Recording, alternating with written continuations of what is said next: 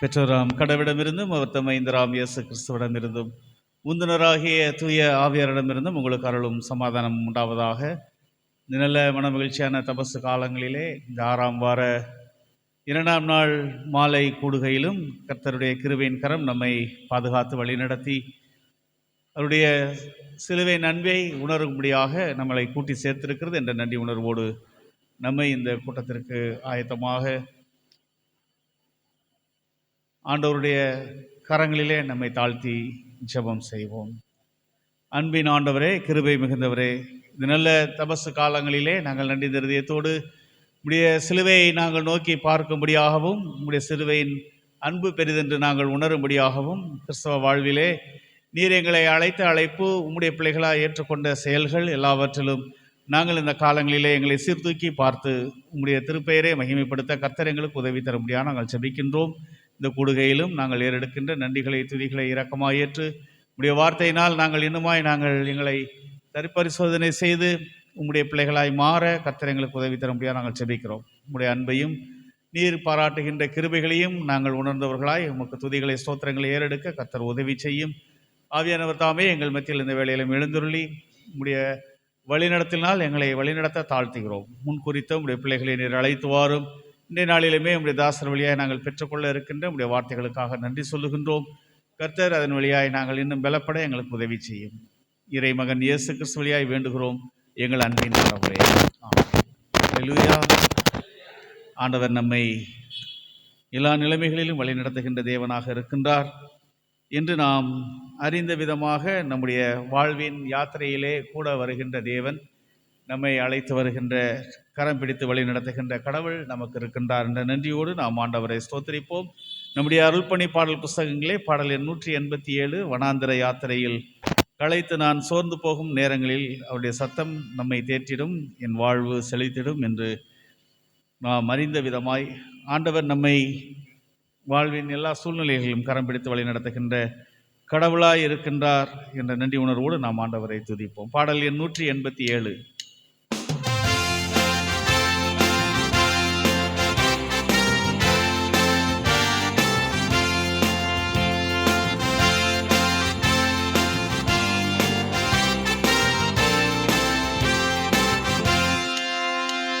வனாந்திர யாத்திரையில் வளைத்து நான் சோர்ந்து போகும் வேரங்களில், வனாந்திர யாத்திரையில் களைத்து நான் சோர்ந்து போகும் நேரங்களில், நேசரின் சத்தம் என்னை தேற்றிடும், நேசரின் சத்தம் என்னை தேற்றிடும், என் வாழ்வு செழித்திடுமே,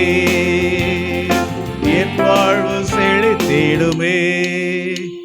வனாந்திர யாத்திரையில் களைத்து நான் சோர்ந்து போகும் நேரங்களில். செங்கடல் எதிர்த்து வந்தது, அதில் பங்கம் ஒன்றும் வந்திராது ஆண்டவருடைய ஜனங்களை காத்த கடவுள் இன்றும் நம்மோடு கூட இருக்கின்றார்.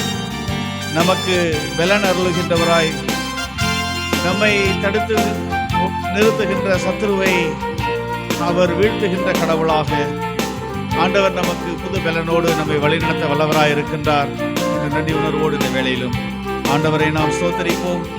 அதற்காக இந்த உலகிலே வந்தார், தன்னையே தியாக பலியாய் கொடுத்தார், நம்மை மீட்டெடுத்திருக்கின்றார் என்ற நன்றி உணர்வோடு அவரை ஸ்தோத்திரிப்போம். செங்கடல் எதிர்த்து வந்து பங்கம் வந்திடாமல் அங்கு பாதை ஒன்று கண்ணில் தெரியுதே, செங்கடல் எதிர்த்து வந்து பங்கம் வந்திடாமல் அங்கு பாதை ஒன்று கண்ணில் தெரியுதே. விடுவிப்பார் ஆண்டவர் நல்குவார் புதுபலன், கருத்திடும் சத்துருக்கள் அழிந்து வாழுவார். விடுவிப்பார் ஆண்டவர் நல்குவார் புதுபலன், தடுத்திடும் சத்துருக்கள் அழிந்து வாழுவார். வனாந்திர யாத்திரையில் களைத்து நான் சோர்ந்து போகும் நேரங்களில், வனாந்திர யாத்திரை களைத்து நான் சோர்ந்து போகும் நேரங்களில்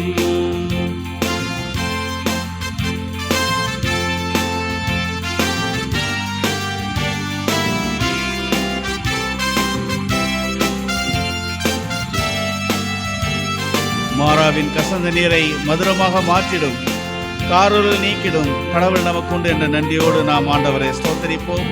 நம்முடைய வாழ்வை நிறைந்த வாழ்வாக மாற்றுகின்ற கடவுளாக இருக்கிறார் என்று நன்றியோடு இந்த வேளையில ஆண்டவரை துதிப்போம்.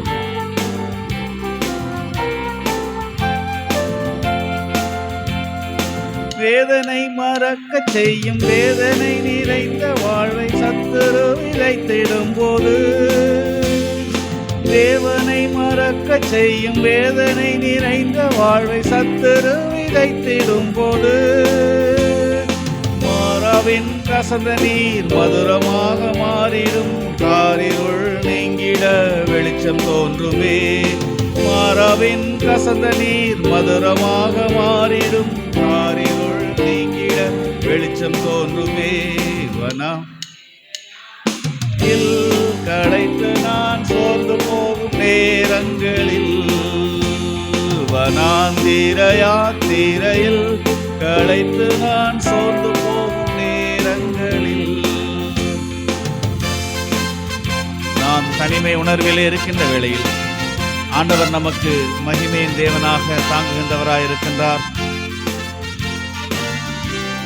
அவர் மன்னாவை வருஷிக்க பண்ணுகின்ற தேவனாக நம்மை வழிநடத்துகின்றவராயிருக்கின்றார். நம்மை என்றும் அவருடைய கிருபையினால் ஆசீர்வதித்து வழிநடத்துகின்ற கடவுளாயிருக்கின்றார் என்ற நன்றியோடு நாம் ஆண்டவரை ஸ்தோத்தரிப்போம். அவருடைய கிருபையின் கரம் நம்மோடு உடன் இருப்பதற்காக நன்றியோடு நாம் ஆண்டவரை ஸ்தோத்தரிப்போம்.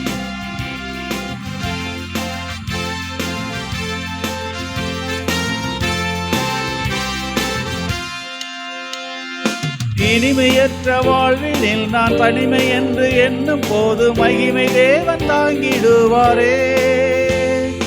இனிமையற்ற வாழ்வினில் நான் தனிமை என்று எண்ணும் போது மகிமையின் வரே. இனிமையா மன்னாவை வருஷிக்க பண்ணுவார், இனி எனக்கென்றுமே தாழ்வு இல்லையே. இனிமையா மன்னாவை வருஷிக்க பண்ணுவார், இனி எனக்கென்றுமே தாழ்வு இல்லையே. வனாந்திர யாத்திரையில் களைத்து நான் சோர்ந்து போகும் நேரங்களில், வனாந்திர யாத்திரையில் களைத்து நான் சோர்ந்து போகும் நேரங்களில், நேசரின் சத்தம் என்னை தேற்றிடும், நேசரின் சத்தம் என்னை தேற்றிடும், என் வாழ்வு செழித்திடுமே. நேசரின் சத்தம் என்னை தேற்றிடும், நேசரின் சத்தம் என்னை தேற்றிடும், என் வாழ்வு செழித்திடுமே. வனாந்திர யாத்திரையில் களைத்து நான் சோர்ந்து போகும் நேரங்களில். அல்லேலூயா. ஆண்டவர் நம்மை என்றும் நேசிக்கின்றவராக இருக்கின்றார். நம்முடைய வாழ்வின் பாதைகளிலே நாம் சோர்வுறுகின்ற வேளைகளிலே அவர் நமக்கு புது பலன் அளிக்கின்றவராக இருக்கின்றார். அவருடைய கை குறுகவில்லை, அவருடைய கை என்றும் நம்மை ஆதரிக்கிறதாக இருக்கிறது என்று நாம் நன்றி நிறந்தோடு ஆண்டவரை துதிப்போம். பாடல் எண் 176. கர்த்தரின் கை குறுகவில்லை, கர்த்தரின் வாக்கு மாறாதது. நாம் அவருடைய பிள்ளைகளாக வாழும்படியாய் அவர் அருள் புரிந்திருக்கின்றார் என்ற நன்றியோடு ஆண்டவரை துதிப்போம். பாடல் எண் 176.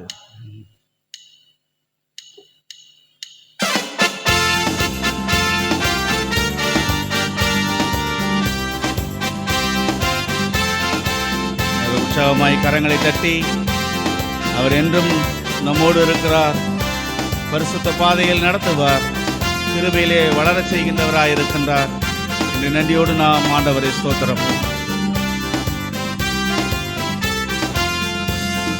கர்த்தரின் கை குறுகவில்லை, கர்த்தரின் வாக்கு மாறிடாதே. கர்த்தரின் கை குறுகவில்லை, கர்த்தரின் வாக்கு மாறிடாதே. சுத்தர்களாய் வாழ்ந்திடவே சுதனருள் புரிந்தனரே.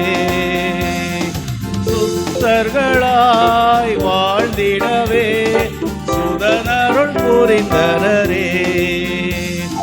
விசுவாசியே நீ பதறாதே, விசுவாசியே நீ கலங்காதே. விசுவாசியே நீ பதறாதே, விசுவாசியே நீ கலங்காதே. விசுவாசத்தால் நீதிமான் இன்றும் என்றும் பிழைப்பான். விசுவாசத்தால் நீதிமான் என்றும் என்றும் பிழைப்பான். பரிசுத்த ஆவியானவர் நம்மை அவருடைய பரிசுத்தத்திலே நடத்தும்படியாக, அவருடைய கிருபையிலே வளரும்படியாக, அவருடைய வரங்களை நாம் நாடுகின்ற வேளையிலே நமக்கு அருளின அவர் நம்மோடு கூட இருந்து நம்மை வழிநடத்த வல்லவராயிருக்கின்றார் என்ற நன்றியோடு நாம் ஆண்டவரை துதிப்போம். அவருடைய கிருபை என்றும் மாறாததாக இருக்கிறது, அவருடைய வாக்கு என்றும் பிறளாததாக இருக்கிறது என்பதை உணர்ந்து நாம் நன்றியோடு ஆண்டவரை ஸ்தோத்திரிப்போம்.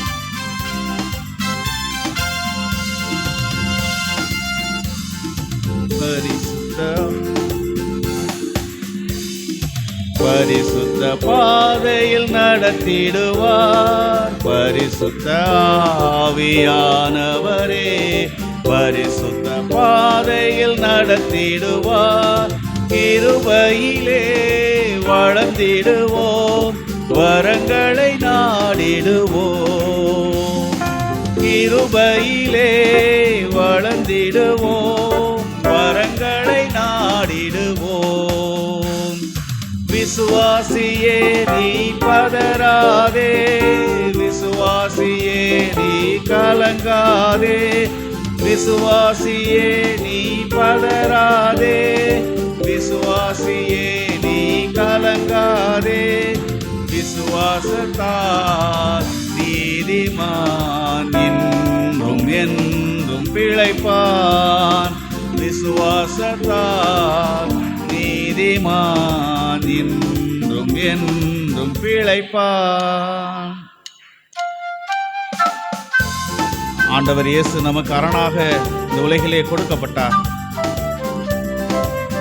ஆகவே நீங்கள் பயப்படாதிருங்கள், நீங்கள் கலங்க வேண்டாம், நீங்கள் அஞ்ச வேண்டாம் என்று ஆண்டவருடைய வார்த்தையை நாம் உணர்ந்தவர்களாய் இந்த நேரத்திலும் அவர் நமக்கு அரணாக இருக்கின்றார், நாம் தஞ்சமடைகின்ற இடமாக இருக்கின்றார் என்ற நன்றி உணர்வோடு சேர்த்துக்கொள்ள கரங்களை விரித்திருக்கின்ற அவருடைய கரங்களிலே நம்மை இந்த வேளையிலே நாம் அர்ப்பணிப்போம். நெஞ்சமே நீ அஞ்சிடாதே, தஞ்சம் இயேசு உன் அரணே. நெஞ்சமே நீ அஞ்சிடாதே, தஞ்சம் இயேசு உன் அரணே. தம் ஜனத்தை சீக்கிரமாய் தம்முடன் சேர்த்து கொள்வார். தம் ஜனத்தை சீக்கிரமாய் தம்முடன் சேர்த்து கொள்வார். விசுவாசியே நீ பதறாதே, விசுவாசியே நீ கலங்காதே. விசுவாசியே நீ பதறாதே, விசுவாசியே நீ கலங்காதே. விசுவாசத்தால் நீதிமான் என்றும் என்றும் பிழைப்பார். விசுவாசத்தால் நீதிமான் என்றும் என்றும் பிழைப்பான்.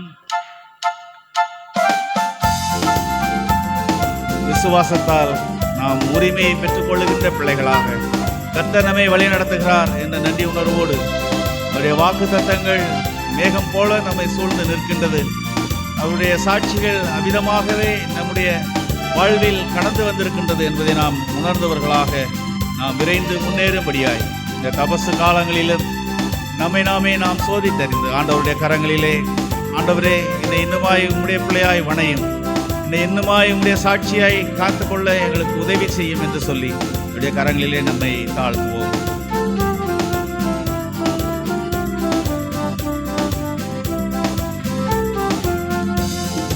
மேகம் போன்ற வாக்கு தத்தம் சூழ நின்றே காத்திருக்க, மேகம் போன்ற வாக்கு தத்தம் சூழ நின்றே காத்திருக்க, விசுவாசத்தால் உரிமை கொள்வாய், விரைந்து முன்னேற்றிடுவாய். விசுவாசத்தால் உரிமை கொள்வாய், விரைந்து முன்னேறிடுவார். விசுவாசியே நீ பதறாதே, விசுவாசியே நீ கலங்காதே, விசுவாசியே நீ பதறாதே, விசுவாசியே நீ கலங்காதே. விசுவாசத்தால் நீதிமான் என்றும் என்றும் பிழைப்பான். விசுவாசத்தால் நீதிமான் என்றும் என்றும் பிழைப்பான்.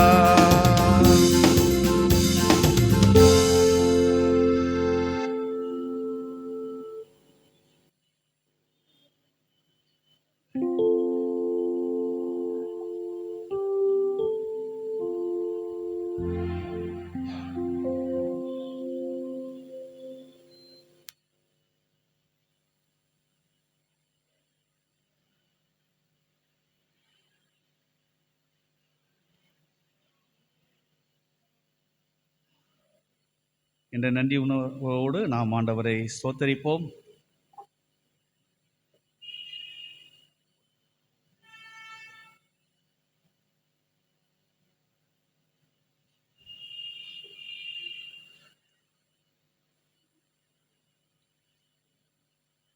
ஆண்டவருடைய அடைக்கலம் நம்மோடு உடன் இருக்கிறது. அவருடைய நித்திய புயங்கள் நமக்கு பலத்த துருகமாக இருக்கிறது என்பதை நாம் உணர்ந்தவர்களாய், அவர் சதா காலமும் நம்முடைய தேவனாக இருக்கின்றார் என்ற நன்றியோடு நாம் ஆண்டவரை ஸ்தோத்தரிப்போம்.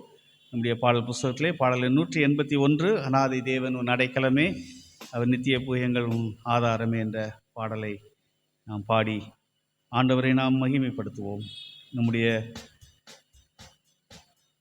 வாழ்க்கையிலே அவருடைய அன்பு, அவருடைய காருண்யம் தூயதாக இருக்கிறது. நம்முடைய வாழ்வின் சூழல்களிலே அவர் நம்மை சேர்த்து கொள்ளுகின்ற கடவுளாக இருக்கின்றார் என்ற நன்றியோடு நாம் ஆண்டவரை துதிப்போம். பாடல் 181.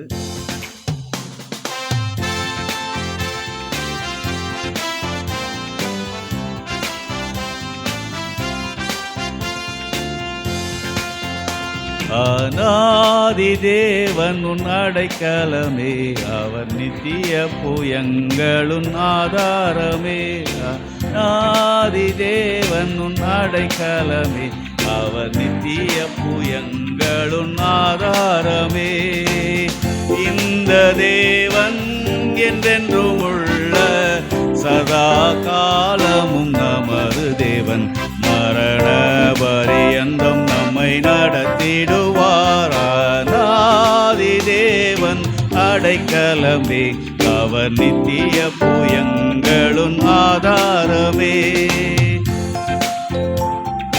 அவருடைய அன்பு தூய அன்பாக இருக்கிறது என்பதை அதை சிலுவையிலே வெளிப்படுத்தி இருக்கிறார். அந்த சிலுவையின் அன்புக்கு ஈடாக நம்மிடம் அவர் கேட்பது நம்முடைய இதயத்தை என்பதை நாம் உணர்ந்தவர்களாய், இந்த வேளையிலுமே நம்மை அவருடைய கரங்களிலே, அவருடைய காருண்யத்தால் இழுத்துக்கொண்டு அவருடைய கரங்களிலே நம்மை அர்ப்பணிப்போம். ஆண்டவருடைய அன்பு மாறாததாக இருக்கிறது. அது யாராலும் ஈடு செய்ய முடியாத அன்பாக இருக்கிறது என்பதை உணர்ந்து நாம் நன்றியோடு ஆண்டவரை ஸ்தோத்தரிப்போம். காருண்யத்தாலே இழுத்து கொண்டார் தூய தேவ அன்பே, காருண்யத்தாலே இழுத்து கொண்டார் தூய தேவ அன்பே. இவனாந்திரத்தில் நயங்காட்டி உன்னை இனிதாய் வருந்தி அழைத்தார். இந்த தேவன் என்றென்றும் உள்ள சதா காலமும் நமது தேவன் மரண பரியந்தம் நம்மை நடத்திடுவார். அநாதி தேவன் உன்னடைக்கலமே, அவர் நித்திய புயங்கள் ஆதாரமே. கானக பாதை காரிருளில் தூய தேவ ஒளியே, கானக பாதை காரிருளில் தூய தேவ ஒளியே. அழுகை நிறைந்த பள்ளத்தாக்குகளை அரும் நீருக்காய் மாற்றினாரே.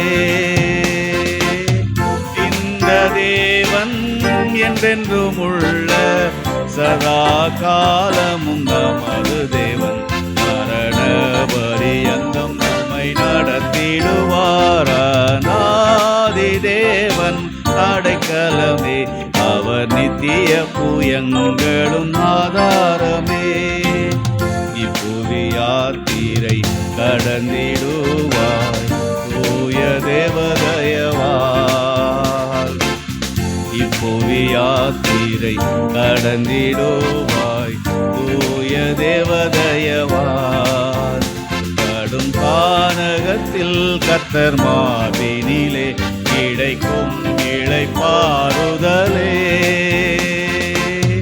இந்த தேவன் என்றென்றும் உள்ள சதா காலமும் நமது தேவன் மரண பரியந்தம் நம்மை நடத்திடுவார். அநாதி தேவன் உன்னடைக்கலமே, அவர் நித்திய புயங்களும் ஆதாரமே. கிருபை கூர்ந்து மனதுருகும் தூய தேவ அன்பே, கிருபை கூர்ந்து மனதுருகும் தூய தேவ அன்பே. சமாதானத்தின் உடன்படிக்கைதனை உண்மையாய் கர்த்தர் காத்துக் கொள்வார். இந்த தேவன் என்றென்றும் உள்ள சதா காலமும் நமது தேவன் மரண பரியந்தம் நம்மை நடத்திடுவார். அநாதி தேவன் உன்னடைக்கலமே, அவர் நித்திய புயங்களும் ஆதாரமே. வறண்ட வாழ்க்கை செழித்திடுதே தூய தேவ அருளால். வறண்ட வாழ்க்கை செழித்திடுதே தூய தேவ அருளால். நித்திய மகிழ்ச்சி தலைமேல் இருக்கும், சஞ்சலம் தவிப்பும் ஓடிப்போ. இந்த தேவன் என்றென்றும் உள்ள சதா காலமும் நமது தேவன் மரண பரியந்தம் நம்மை நடத்திடுவார். அநாதி தேவன் அடைக்கலமே, அவர் நித்திய புயங்களும் ஆதாரமே. அநாதி தேவன் உன்னடைக்கலமே, அவர் நித்திய புயங்களும் ஆதாரமே. அல்லேலூயா. கடாவப்பட்ட அவருடைய புயங்கள் நமக்கு ஆதாரமாக இருக்கிறது. இது பலவீனப்பட்ட கரம் அல்ல, நம்முடைய வாழ்வின் ஆதாரமான கரமாக இருக்கிறது என்று சொல்லி நாம் உணர்ந்தவர்களாய் அந்த கரமே நமக்கு ஓங்கிய புயமாக அடைக்கலத்தை கொடுக்கிறதாக, நம்மை போஷிக்கிறதாக இருக்கிறது என்பதை உணர்ந்து நாம் யாவரும் எழுந்து நின்று இந்த வேளையிலுமே கல்வாரி அன்பை உணர்ந்தவர்களாய் அவருடைய கல்வாரி கொல்கதாவிலே அவருடைய சிலுவையின் அண்டையிலே நம்மையும் ஒரு விசை நாம் இந்த காலங்களிலே அர்ப்பணிப்போம். நாம் யாவரும் எழுந்து நின்று பாடல் 139 பலிபீடத்தில் என்னை பரனே படைக்கிறேனே, இந்த வேளை அவருடைய திருசித்தம் போல என்னை நடத்தும் ஐயா. அவரின்றி நம்மால் அந்த உலகில் எதுவும் செய்ய இயலாது. என்னை உமக்கென்று காத்து நிறுத்தும்படியாக இந்த வேளையிலும் என்னை அர்ப்பணிக்கிறேன் என்று கரங்களிலே நம்மை தாழ்த்துவோம். பாடல் 139.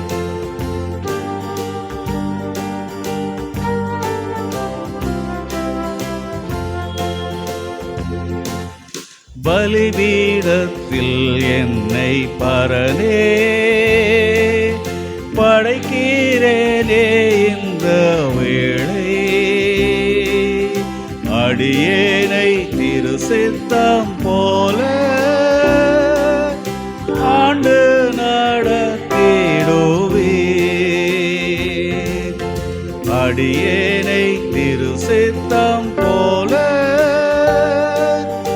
ஆண்டு நடத்திடுவே.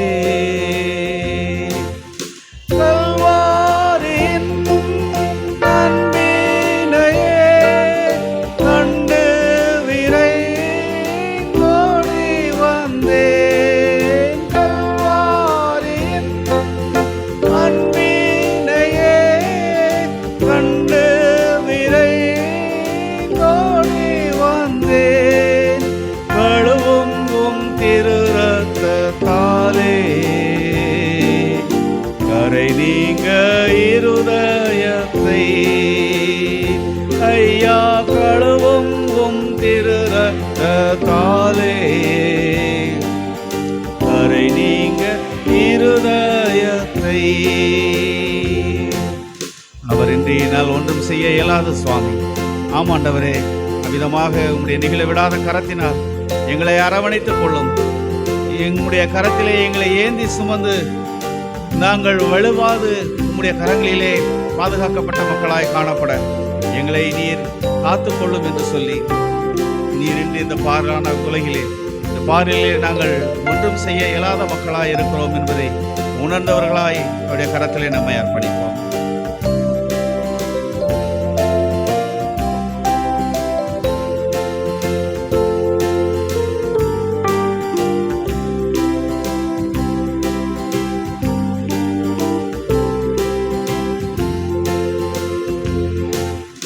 நீரின்றி என்னால் இப்பாரில் ஏதும் நான் செய்திட இயலேன். சேர்த்தீரே வழுவாறு என்னை காத்துமக்காய் நிறுத்தி. சேர்த்தீரே வழுவாறு என்னை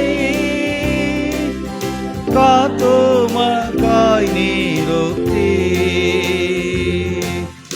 கல்வாரியின் அன்பினையே கண்டு விரைந்தோடி வந்தேன். கல்வாரியின் அன்பினையே கண்டு விரைந்தோடி வந்தேன்.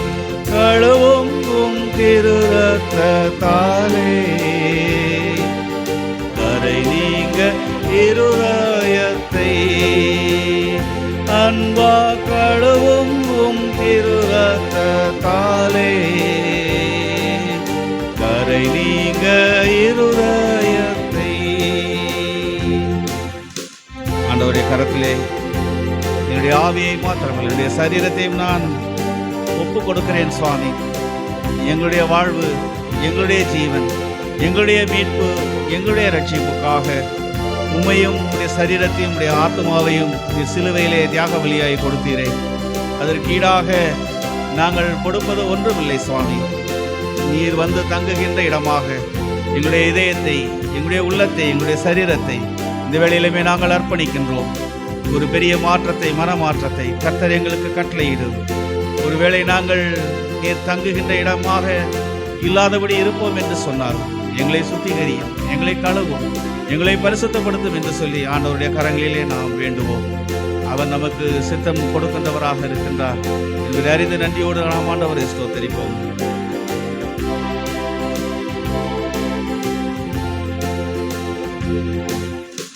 ஆவியோடாத்மா சரீரம் அன்பரே உமக்கென்றும் தந்தே நாலயமாக்கியே இப்போதாசீர்வாதித்தருளும் ஆலயமாக்கியே இப்போதாசீர்வாதித்தருளும்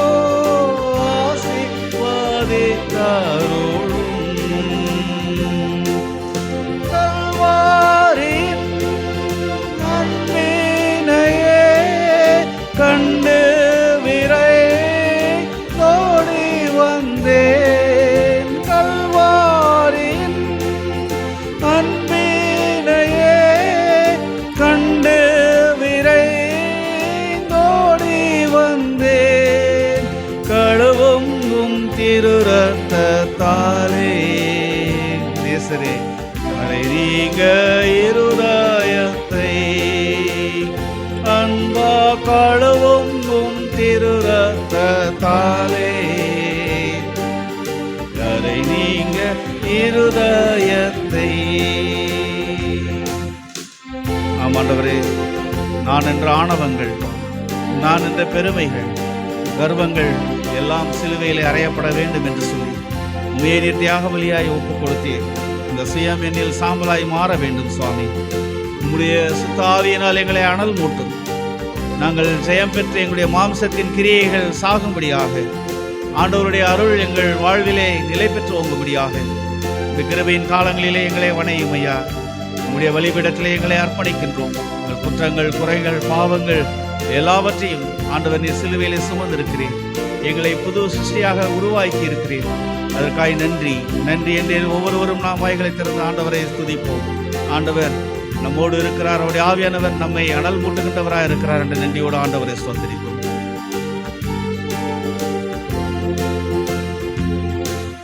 சுயமென்னில் சாம்பலாய் மாற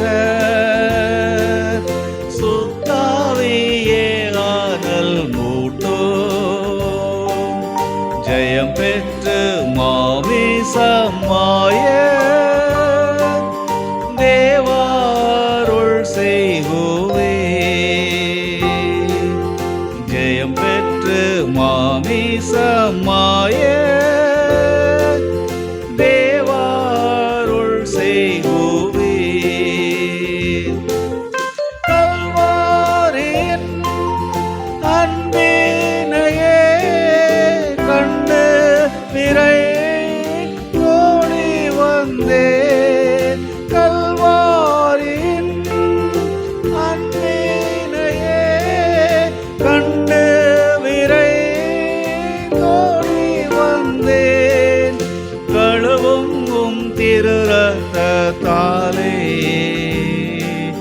கரை நீங்க இருதயத்தை அன்பா கழுவும் உம் திரு ரத்தத்தாலே கரை நீங்க இருதயத்தை. பொன்னையும் பொருளையும் விரும்பே மண்ணின் வாழ்வையும் வெறுத்தே மன்னவன் இயேசுவின் சாயல் இந்நிலத்தே கண்டதா மன்னவன் இயேசுவின் சாயல் இந்நிலத்தே கண்டதா கல்வாரியின் அன்பினையே கண்டு விரை ஓடி வந்தே கல்வாரி அன்பினையே கண்டு விரை ஓடி வந்தே கழுவும் உம் திரு ரத்தத்தாலே கரை நீங்க இருதயத்தை அன்பா கழுவும் உம் திரு ரத்தத்தாலே கரை நீங்க இருதயத்தை. பலிபீடத்தில் என்னை பரனே படைக்கிறேனே இந்த வேளை அடியேனை திரு சித்தம் போல ஆண்டு நடத்திடுவே அடியேனை திரு சித்தம் போல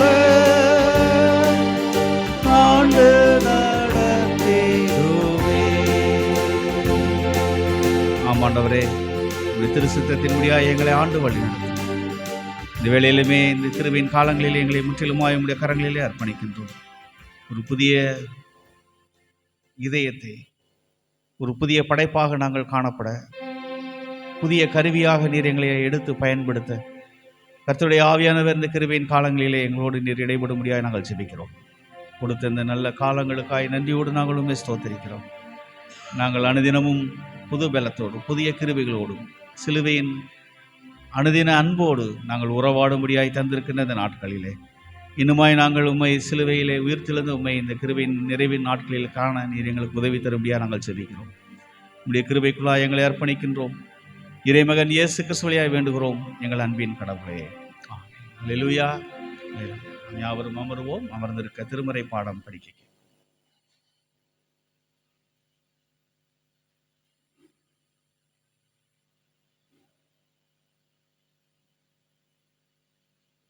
வாசிக்கும்படியாய் தெரிந்து கொள்ளப்பட்ட வேத பாடம் லூக்கா 6ஆம் அதிகாரம் 37ஆம் வசனம் முதல் 42ஆம் வசனம் வரை. லூக்கா 6:37 முதல் 42 வரை. மற்றவர்களை குற்றவாளிகள் என்று தீர்க்காதிருங்கள், அப்பொழுது நீங்களும் குற்றவாளிகள் என்று தீர்க்கப்படாதிருப்பீர்கள். மற்றவர்களை ஆக்கினைக்குள்ளாக்கும்படி தீர்க்காதிருங்கள், அப்பொழுது நீங்களும் ஆக்கினைக்குள்ளாக தீர்க்கப்படாதிருப்பீர்கள். விடுதலை பண்ணுங்கள், அப்பொழுது நீங்களும் விடுதலை பண்ணப்படுவீர்கள். கொடுங்கள், அப்பொழுது உங்களுக்கும் கொடுக்கப்படும். அமுக்கி குலுக்கி சரிந்து விழும்படி நன்றாய் அளந்து உங்கள் மடியிலே போடுவார்கள். நீங்கள் எந்த அளவினால் அளக்கிறீர்களோ அந்த அளவினால் உங்களுக்கும் அளக்கப்படும் என்றார். பின்னும் அவர் ஒரு உவமையை அவர்களுக்கு சொன்னார். குருடனுக்கு குருடன் வழிகாட்டக்கூடுமோ? இருவரும் பள்ளத்தில் விழுவார்கள் அல்லவா?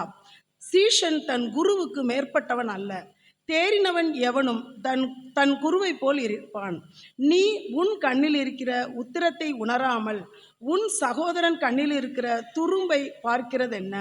அல்லது நீ உன் கண்ணில் இருக்கிற உத்திரத்தை உணராமல் உன் சகோதரனை நோக்கி, சகோதரனே, நான் உன் கண்ணில் இருக்கிற துரும்பை எடுத்து போடட்டும் என்று நீ சொல்வதெப்படி? மாயக்காரனே, முன்பு உன் கண்ணில் இருக்கிற உத்திரத்தை எடுத்து போடு, பின்பு உன் சகோதரன் கண்ணில் இருக்கிற துரும்பை எடுத்து போட வகை பார்ப்பாய் என்பதே. வாசிக்கும்படியாய் தெரிந்து கொள்ளப்பட்ட வேத பாடம் வாசித்தாயிற்று. தேவனே, உமக்கே மகிமை உண்டாவதாக.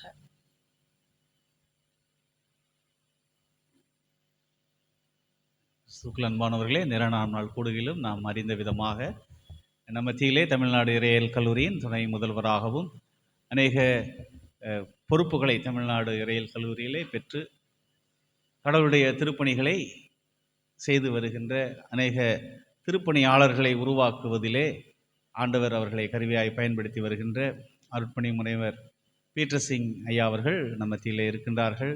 நம்மை திருச்சபை அதிகமாய் நேசிக்கின்றவர்கள், நம்முடைய குடும்பங்களையும் ஊழியங்களையும் அதிகமாய் நேசிக்கின்ற அன்பு ஐயாவை நம்முடைய திருச்சபையின் சார்பாக நாம் வாழ்த்தி வரவேற்கின்றோம். ஐயா அவர்கள் இந்த வேளையிலே கடவுளுடைய வார்த்தையை நம்ம மத்தியிலே பகிர்ந்து கொள்வார்.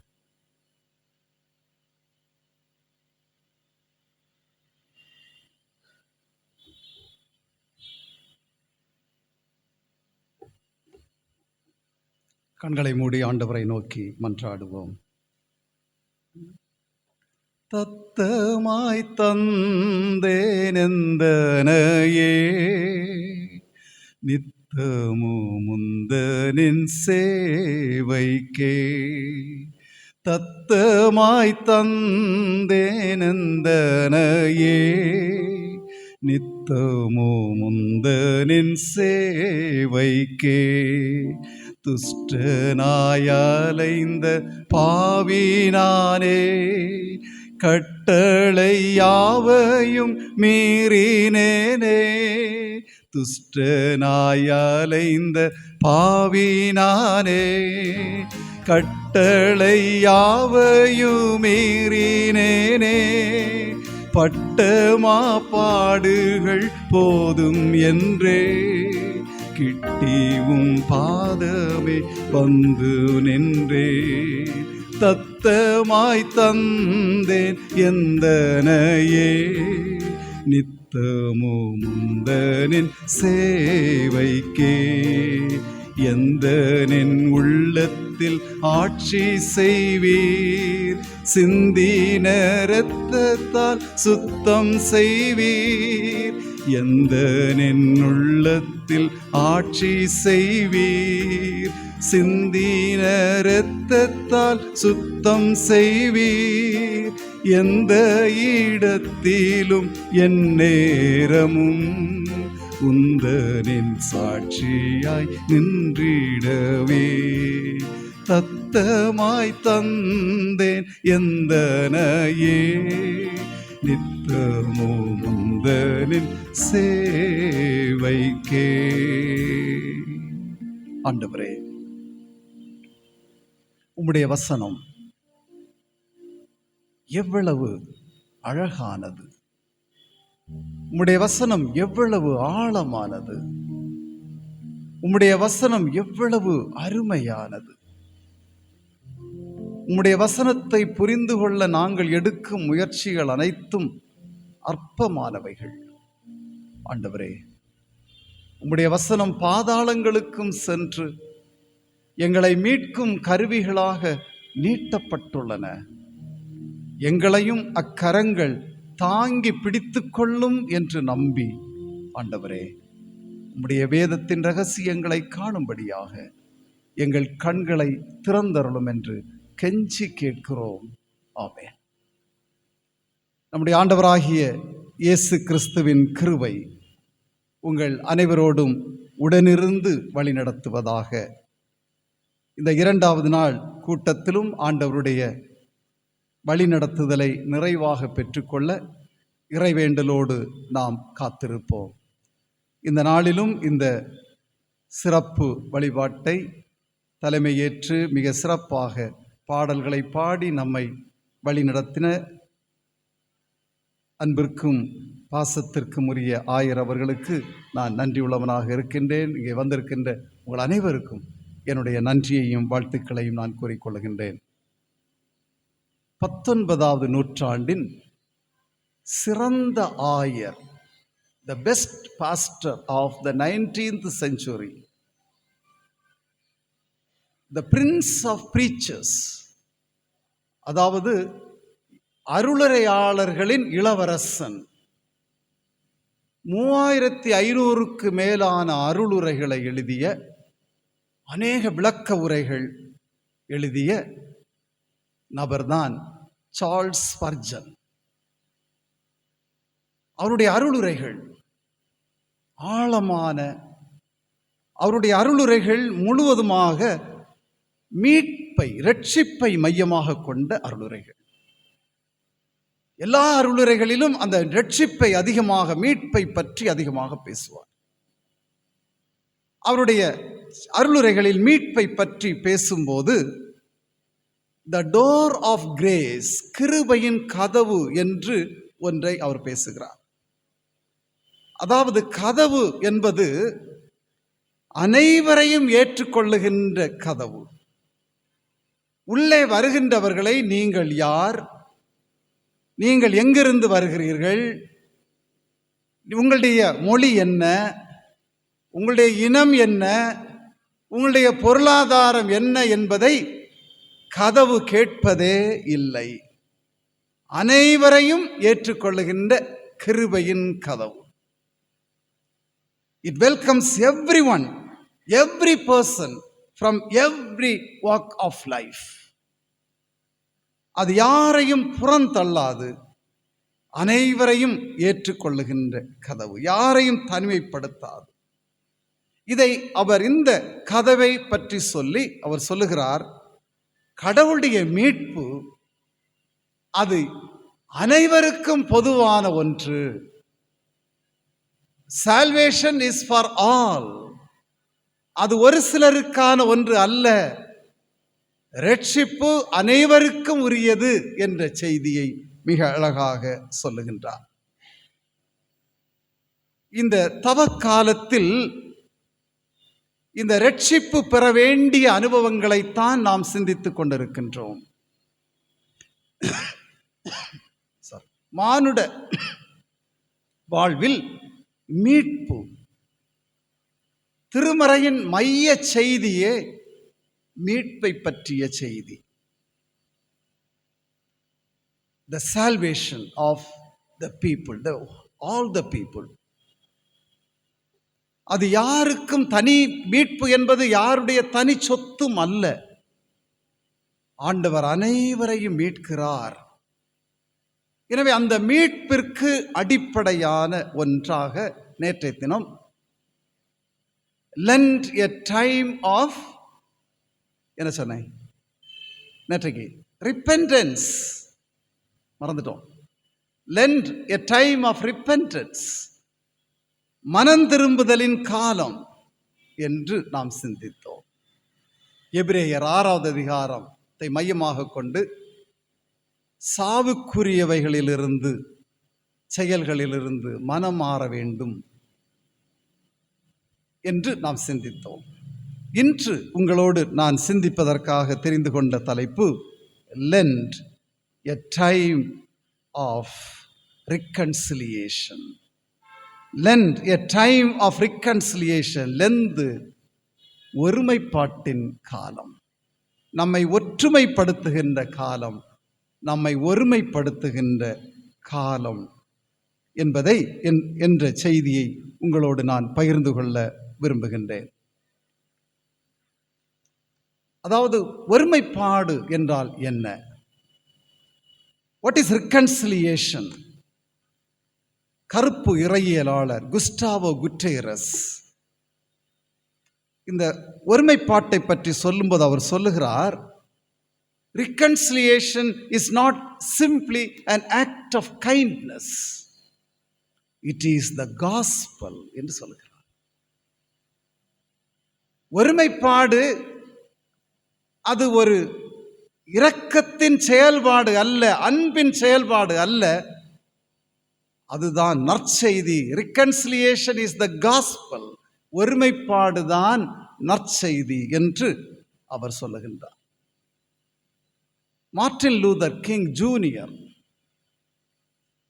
உலக புகழ்பெற்ற ஸ்டேட்மெண்ட் ஒன்று சொன்னார். I have a dream. எனக்கு ஒரு கனவு இருக்கிறது. I have a dream. அந்த கனவு என்னவென்றால், என்னுடைய 4 கருப்பு குழந்தைகளும் வெள்ளை நிற குழந்தைகளோடு கரங்களை கோர்த்து பள்ளிக்கூடத்திற்கு செல்ல வேண்டும். I have a dream. அதாவது கருப்பின மக்கள் துன்புறுத்த பெற்று ஒடுக்க பெற்று கொல்லப்பட்ட காலத்தில் மார்ட்டின் லூதர் கிங் ஜூனியருடைய கனவு, ஐ ஹாவ் எ ட்ரீம், ஒரு நாள் வர வேண்டும். அந்த கனவு என்னவென்றால், என்னுடைய கருப்பு குழந்தைகள் வெள்ளைக்கார குழந்தைகளோடு கைகளை கோர்த்து ஸ்கூலுக்கு போனோம். இரண்டாவதாக சொல்கிறார், I have a dream that my 4 black children should not be judged on the basis of the skin of their color, but the content of their character என்று சொல்கிறார். என்னுடைய 4 குழந்தைகளும், கருப்பு குழந்தைகளும் தங்களுடைய தோலின் நிறத்தினால் அல்ல, அவருடைய குணநலன்களினால் அறியப்பட வேண்டும் என்று சொல்லுகிறார். I have a dream. இதுதான் ரிகன்சிலியேஷன், ஒருமைப்பாடு. எனவே திருச்சபை ஒருமைப்பாட்டை பற்றிய கனவு காண வேண்டும். அதிலும் குறிப்பாக நாம் வாழ்ந்து வருகின்ற இந்த காலத்தில் கிறிஸ்தவர்களுக்கு இடையே, கிறிஸ்தவ திருச்சபைகளுக்கு இடையே, திருச்சபைக்கு உள்ளேயே நடைபெறுகின்ற இழுநிலைகளில், கான்ஃப்ளிக்ட்ஸ், டென்ஷன்ஸ், இந்த நிலைகளில் ஒருமைப்பாடு, ரிகன்சிலியேஷன் அவசியமாக மாறிவிடுகிறது. ஒருமைப்பாட்டின் அடித்தளம் 3 குறிப்புகளை உங்களோடு நான் பகிர்ந்து கொள்ள விரும்புகின்றேன். முதலாவது, த ஃபவுண்டன் ஆஃப் ரிகன்சிலியேஷன். ஒருமைப்பாட்டின் அடித்தளம் யார்? அதற்கு ஆதாரமாக நான் தெரிந்து கொண்ட திருமறை பகுதி ஏசாயா இறைவாக்கினரின் நூல் 56வது அதிகாரம் முதல் 8 திருமொழிகள். இந்த பகுதி பழைய ஏற்பாட்டில் மிக தீவிரமான ஒரு பகுதி. It's a radical text in the Old Testament. மிக தீவிரமான ஒரு பகுதி. இந்த ஏசாயாவின் நூல் 3 பிரிவுகளாக பிரிக்கப்படுகிறது. ஒன்று, 1வது அதிகாரத்திலிருந்து 39வது அதிகாரம் வரைக்கும் அங்கே வருகிற செய்தி, அதனுடைய மொழி நடை வேறு. எனவே இது ஒரு ஏசாயாவால் எழுதப்பெற்றது என்று சொல்வார்கள். 40 முதல் 55 வரை உள்ள அதிகாரங்களில் உள்ள செய்தியும் மொழி நடையும் வேறு ஒரு காலத்தை சார்ந்ததினால் அது 2வது ஏசாயாவால் எழுதப்பெற்றது என்று சொல்வார்கள். 56 முதல் 66 வரை உள்ள அதிகாரங்கள் 3வது ஏசாயாவால் எழுதப்பெற்றது. ஏனென்றால் அதனுடைய செய்தி இன்னொரு பிற்காலத்தில் எழுதப்பெற்ற ஒன்று. எனவே ஏசாயாவின் நூல் 3 நபர்களால் 3 காலங்களில் எழுதப்பெற்றது என்று அறிஞர்கள் சொல்லுகிறார்கள். அப்படி என்றால் இந்த 56வது அதிகாரம் 3வது ஏசாயாவால் எழுதப்பெற்றது என்று சொல்லுகிறார்கள். அப்படி என்றால் அந்த காலம் என்ன? பாபிலோனின் சிறையிருப்பில் இஸ்ரவேல் மக்கள் வாழ்கிறார்கள். பாபிலோனின் சிறையிருப்பில் வாழ்ந்த மக்கள் அந்த பாபிலோனின் ஆறுகளின் அருகே அமர்ந்து தங்களுடைய கிண்ணறங்களை அலரி செடிகளில் தொங்கவிட்டு கொண்டு 137வது சங்கீதத்தை படித்து பாருங்கள். அந்த மக்கள் எருசலேமின் வாழ்விற்காக, அந்த எருசலேமின் திரும்பி செல்ல வேண்டும் என்று அந்த எருசலேமை பார்த்து ஏங்கி ஏங்கி அழுது கொண்டு அந்த பாபிலோனின் ஆறுகளில் அமர்ந்து அந்நிய தேசத்தில் ஆண்டவருடைய பாடலை நாங்கள் எப்படி பாடுவோம் என்று அழுது கொண்டிருந்த மக்கள் எருசலேமுக்கு திரும்பி வருகிறார்கள். எருசலேமுக்கு திரும்பி வரும்போதுதான் ஆலயம் கட்ட வேண்டும் என்று சிந்திக்கிறார்கள். ஆகாய், சகரியா தீர்க்கதரிசிகள் எல்லாம் ஆலயம் கட்ட வேண்டும் என்று அவர்கள் பேசிக்கொண்டிருக்கும் போது இந்த ஏசாயா, 3வது ஏசாயா இந்த மக்களை பார்க்கிறார். இவர்கள் திரும்பி வந்தது உடனடியாக தங்களுடைய சமுதாய அமைப்பை கட்டத் தொடங்குகிறார்கள். இந்த சமுதாய அமைப்பை, சமூக அமைப்பை எவ்வாறு கட்ட வேண்டும் என்று அவர்கள் நினைத்த போது அவர்கள் அதாவது உப ஆகம சட்டப்படி தங்களுடைய சமூக அமைப்பை கட்ட வேண்டும் என்று நினைக்கிறார்கள். எனவே ஒரு சமூக அமைப்பை எப்படி கட்ட வேண்டும் என்று அவர்கள் நினைக்கும் போது இந்த உப ஆகம அமைப்பின் அடிப்படையில் அந்நியர்களையும் அந்நகர்களையும் சேர்க்கக்கூடாது. அதான் உப ஆகம சட்டம்.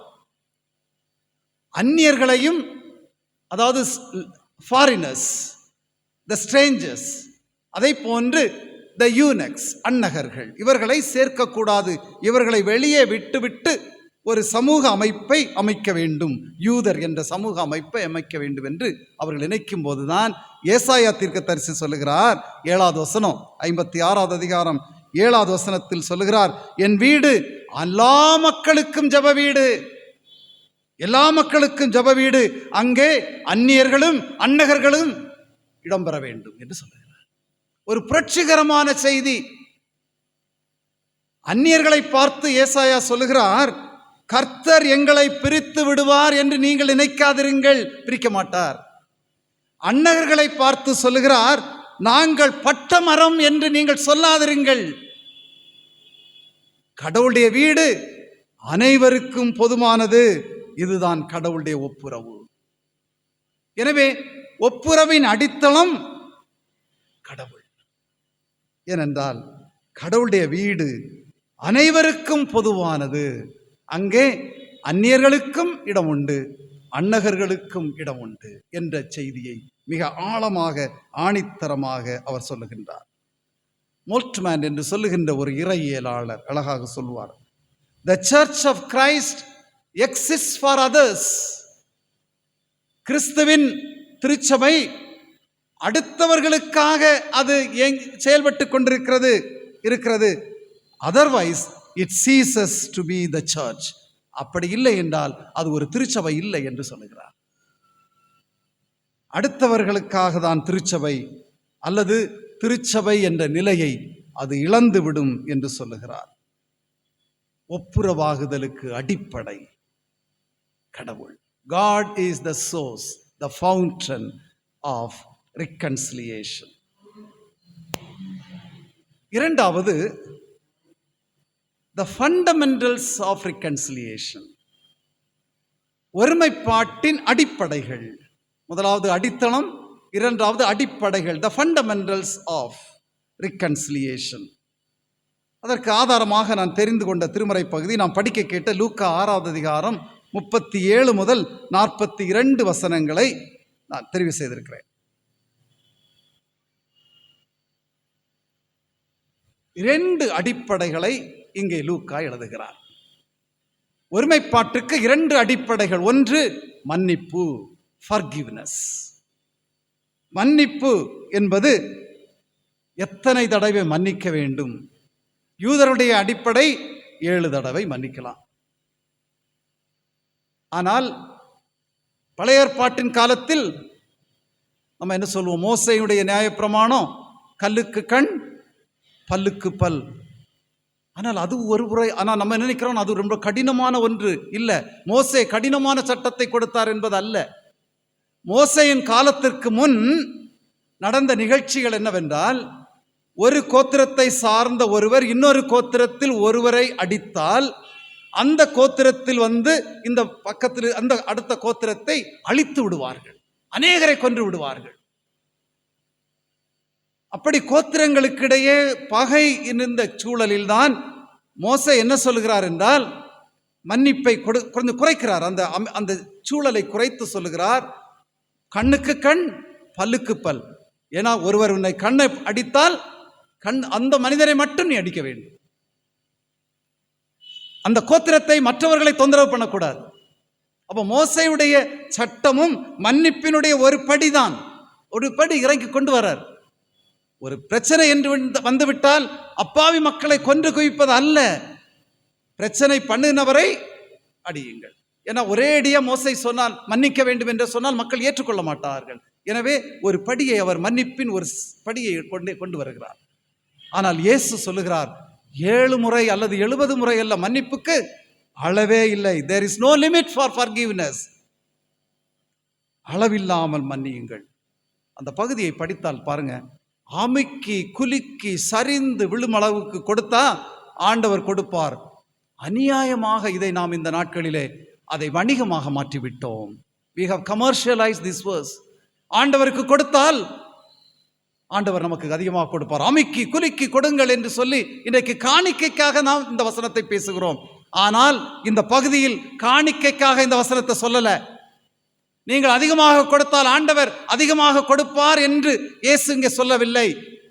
அப்படி இருந்தாலும் சில நேரங்கள் நம்ம கேட்டு பார்க்கணும், அதிகமாக கொடுக்கிறவர்களுக்குத்தான் ஆண்டவர் அதிகமாக கொடுத்தால் கொடுக்க முடியாதவர்களுக்கு ஆண்டவர் கொடுக்க மாட்டாரா? நம்ம கேட்கிறதே இல்லை. சரி, அந்த வணிகமாக ஆண்டவர் இதை சொல்லவில்லை, பொருளாதாரமாக இதை சொல்லவில்லை. மன்னிப்பிற்கு நீ அமுக்கி குலுக்கி சரிந்து விழும் அளவிற்கு நீ மன்னித்தால் உனக்கும் அமுக்கி குலுக்கி சரிந்து விழும் அளவுக்கு நீ மன்னிக்கப்படுவாய். நம்ம வசனங்களை அப்படியே அந்த சூழல் தெரியாம அந்த பகுதியிலிருந்து பொறுக்கி எடுத்து நமக்கு தேவைக்காக பயன்படுத்துகிறோம். காணிக்கை சங்க பண்டிகை காலத்துல அதை தான் பேசுறோம் இல்ல.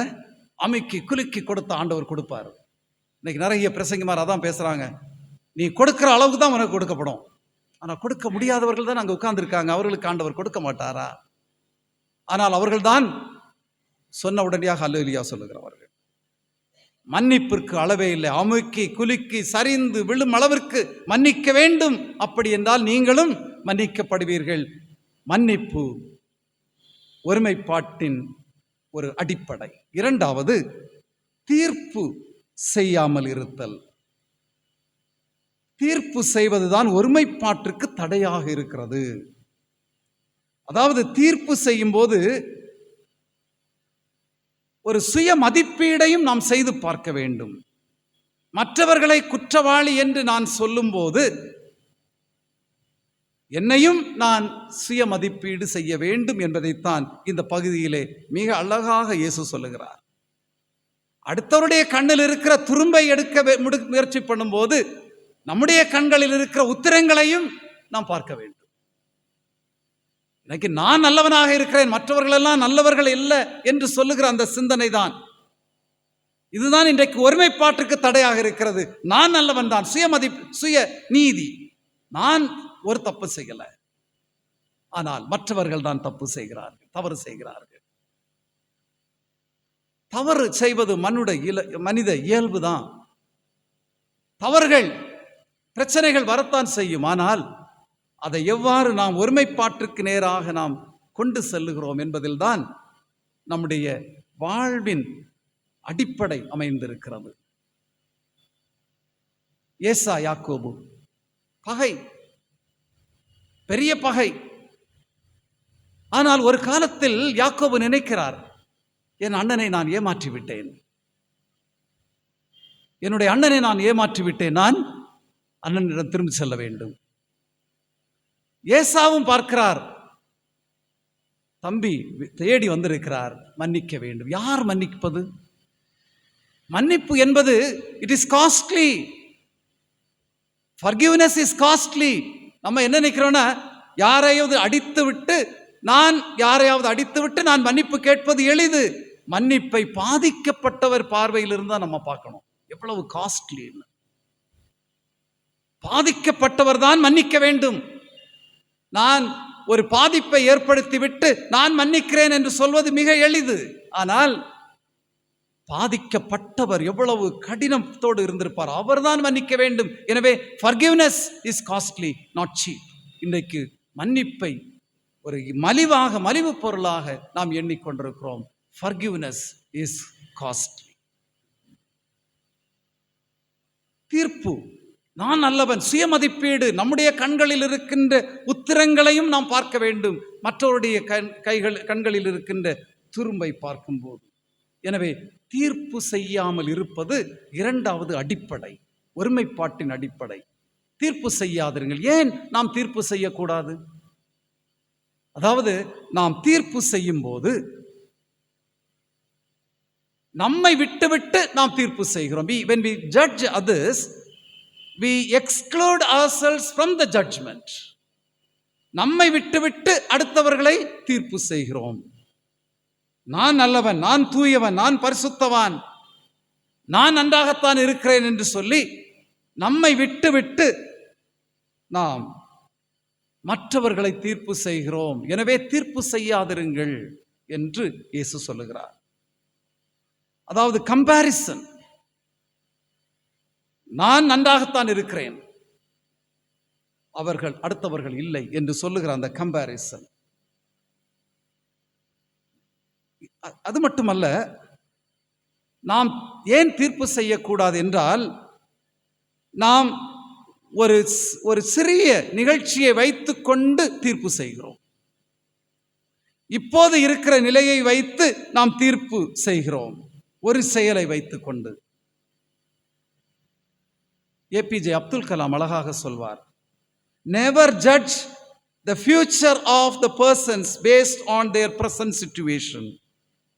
A black coal can turn into a diamond என்று சொல்வார். இப்போது இருக்கிற நிலையை வைத்து தீர்ப்பு செய்யாதிருங்கள். ஏனென்றால் ஒரு நிலக்கரி கூட டயமண்டாக மாறுவதற்கு வாய்ப்பு இருக்கிறது என்று சொல்லுகிறார். எனவே நாம் எந்த சூழலில் ஒரு நபர் இருக்கிறார் என்பதை தெரியாமல் ஒரு செயலை வைத்து தீர்ப்பு செய்து விடுகிறோம். இவன் உருப்பட மாட்டான் என்று சொல்லுகிற அந்த சிந்தனை, அது எனவேதான் சொல்லுகிறார் தீர்ப்பு செய்யாதிருங்கள். ஏனென்றால் ஏதோ ஒரு காரியத்தை மட்டும் வைத்துக்கொண்டு நீங்கள் தீர்ப்பு செய்கிறீர்கள், அது அல்ல தீர்ப்பு. அது மட்டுமல்ல, மூன்றாவது சொல்லுகிறார். ஏன் சொல்லுகிறார் என்றால், இக்கால தீர்ப்புகள் இடைக்கால தீர்ப்புகள். Our judgments are provisional judgments, but God is the final judge. இக்கால தீர்ப்புகள் இடைக்கால தீர்ப்புகள், இறுதி தீர்ப்பு இறைவனுடையது. அந்த இறுதி தீர்ப்புக்கு முன் நாம் அனைவரும் சமம்தான். எனவே தீர்ப்பு செய்யாதிருங்கள். ஏனென்றால் God is the final judge. தீர்ப்பு செய்வதற்கு நாம் யார்? கடவுள்தான் தீர்ப்பு செய்கிறவர். நாம் அனைவரும் தீர்ப்பு நாளிலே கடவுளுக்கு முன் நிற்க வேண்டியவர்கள், வரிசையாக நிற்க வேண்டியவர்கள், எல்லாரும் நிற்க வேண்டியவர்கள் தான். ஏனென்றால் God is going to judge us. எனவே தீர்ப்பு செய்யாதிருங்கள். இறுதி தீர்ப்பு இறைவனுடையது. தீர்ப்பு செய்ய நாம் யார்? நாம் யார்? ஃபண்டமெண்டல்ஸ் ஆஃப் ரிகன்சிலியேஷன், ஒருமைப்பாட்டின் அடித்தளங்கள் மன்னிப்பு, தீர்ப்பு செய்யாமல் இருத்தல்.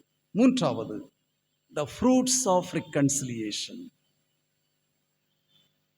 ஒருமைப்பாட்டின் பலன் அல்லது கனி. ஒருமைப்பாட்டினுடைய பலன் என்ன? The fountain of forgiveness, the fundamentals of forgiveness and the fruits of forgiveness, fruits of reconciliation. வெளிப்படுத்தின விசேஷம் 7வது அதிகாரம் 9வது வசனத்திலிருந்து நாம் படிக்கும்போது, வெளிப்படுத்தின விசேஷம் 7வது அதிகாரம் 9வது வசனம்.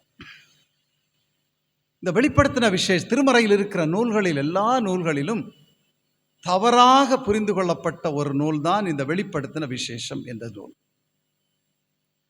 பொதுவாக இந்த நூலை பற்றி சொல்லும் போதெல்லாம் கடைசி காலத்தில் நடைபெறப் போகிற நிகழ்ச்சிகளை சொல்லுகிற நூலாக நாம் நினைத்து கொண்டிருக்கிறோம். The most misinterpreted book in the Bible. கடைசி அதாவது மரணத்திற்கு பின் நிகழப்போகிற காரியங்களை சொல்வதாக நாம் நினைக்கிறோம். ஆனால் வெளிப்படுத்தின விசேஷம் என்ற நூல் அது ஒரு மறைபொருள் இலக்கியம், அப்போகாலிப்டிக் லிட்ரேச்சர், மறைபொருள் இலக்கியம். அதாவது கிறிஸ்தவர்கள் துன்புறுத்த பெற்ற காலம். யோவான் பத்மு தீவில் சிறையில் இருக்கிறார். இந்த சூழலில் அந்த மக்கள் துன்புறுத்தல் போது அவர்கள் இயேசுவை மறுதலித்து விடக்கூடாது, அவர்களுக்கு ஆறுதல் சொல்ல வேண்டும், அவர்களை ஆற்றல் படுத்த வேண்டும். இந்த துன்பங்கள் எல்லாம் ஒரு காலத்தில் மாறிவிடும், இந்த துன்பங்கள் எல்லாம் இக்காலத்தில் தான், இனி இந்த துன்பம் இராது, அந்த ஒரு காலம் வரப்போகிறது என்பதைத்தான் மறைபொருள் இலக்கியமாக அவர் சொல்லுகிறார். அதிலும் குறிப்பாக 666 என்ன சொல்றோம்? அந்தி கிறிஸ்து. அந்தி கிறிஸ்து தான் 666. இப்போ நிறைய பேர் இந்த டெலிவிஷனில் தான் பேசிட்டு இருக்கிறாங்க. 666 என்ற எண் நீரோ மன்னனை குறிக்கின்ற எண்ணியல், numerologically it refers to king Nero, emperor Nero. எனவே அந்த நாட்களில் எம்பரர் நீரோ என்று சொல்வது கடினம், பயம்.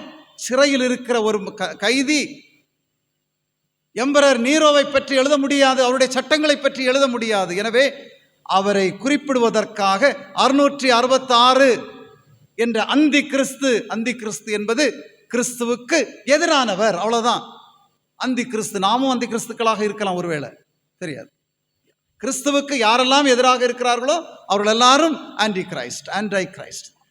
அப்போ இந்த துன்புறுத்த பெற்ற சூழலில் அந்த மக்களுக்கு இப்படி ஒரு மன்னனுடைய, ஒரு அரசனுடைய அரசாணை வருகிறது. துன்புறுத்தல் தொடங்க போகிறது.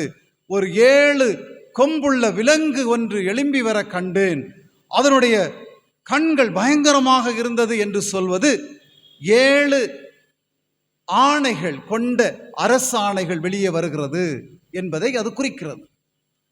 7 பாயிண்ட்ஸ் கொண்ட ஒரு அரசாணை வெளியே வருகிறது.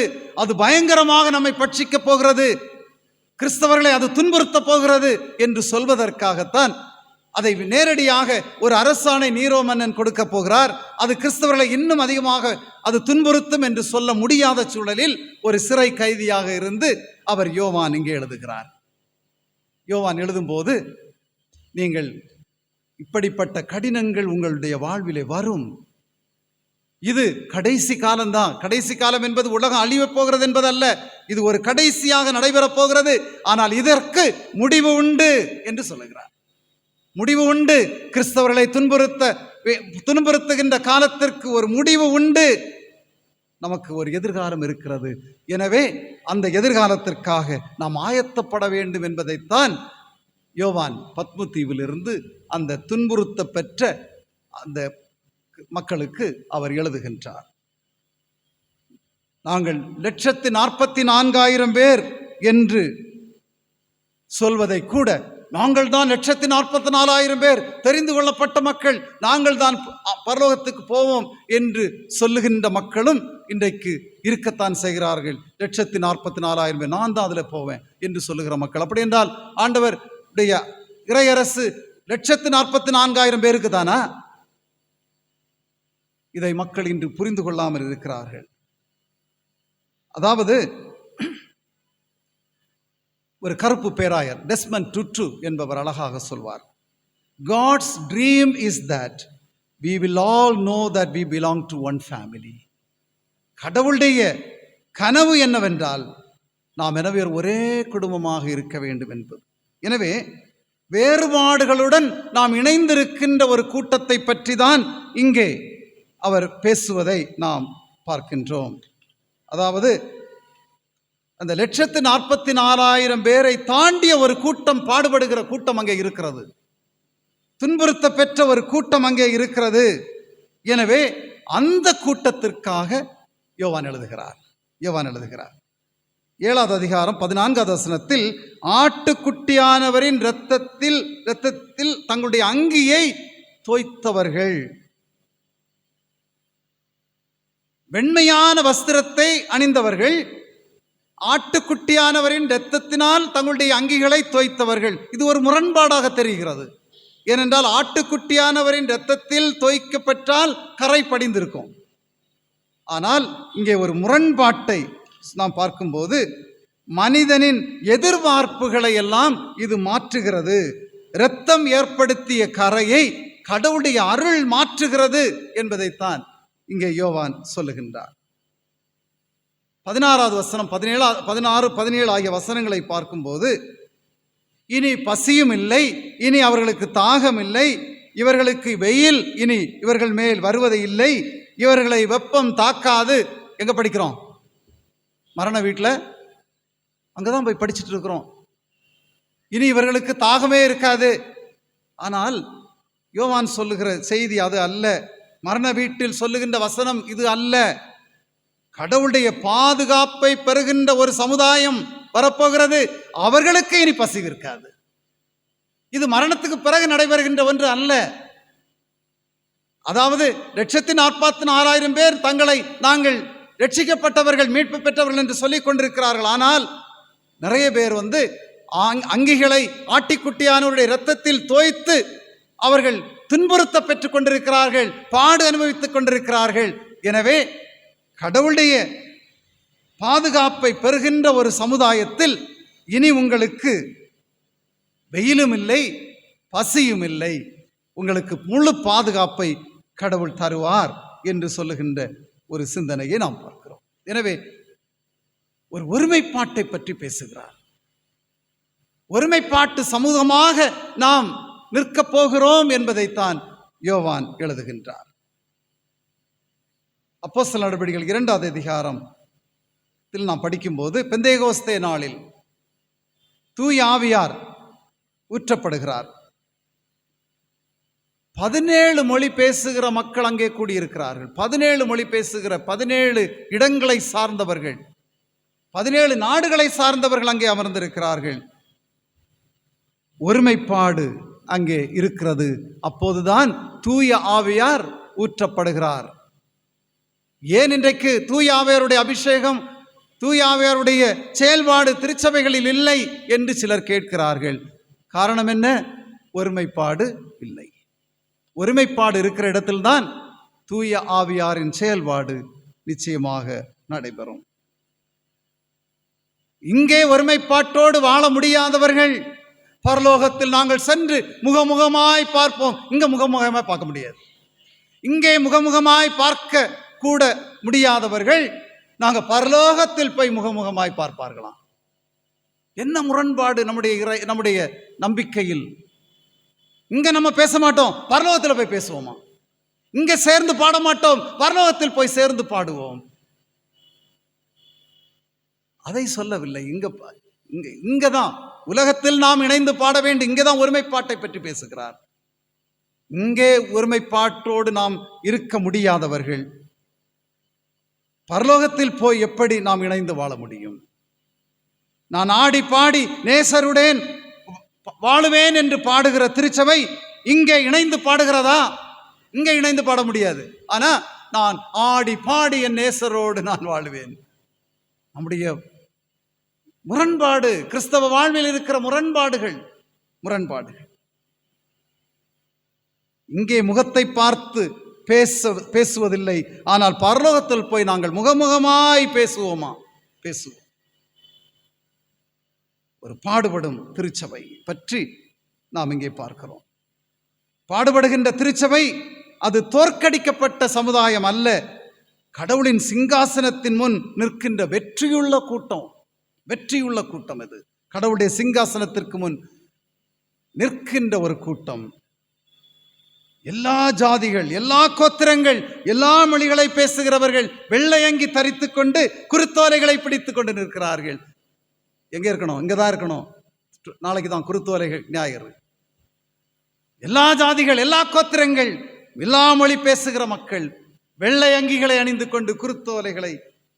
எனவே இடம், பண்பாடு, நாடு இவைகளை தாண்டிய ஒருமைப்பாடு.